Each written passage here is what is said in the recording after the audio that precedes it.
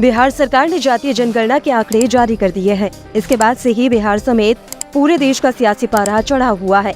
देश का सबसे बड़ा सूबा उत्तर प्रदेश भी इस मुद्दे से अछूता नहीं है।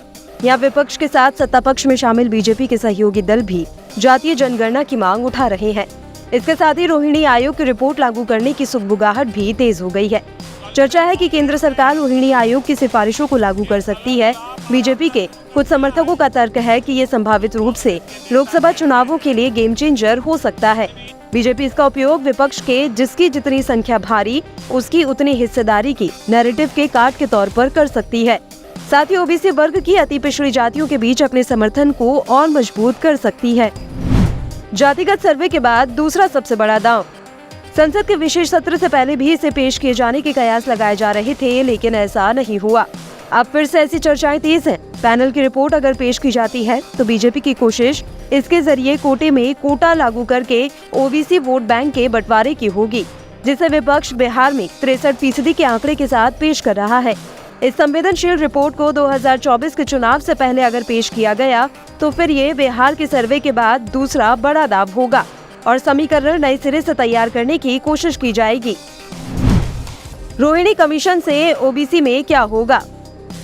मंडल आयोग की रिपोर्ट लागू होने के बाद ओबीसी के लिए 27% आरक्षण तय हुआ था। केंद्रीय संस्थानों में दाखिले और नौकरियों में इसे लागू किया गया।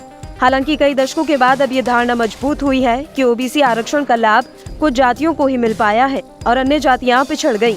देश भर में ओबीसी में 2600 जातियां आती हैं, लेकिन कुछ को ही लाभ मिलने पर चिंता जताई जा रही है।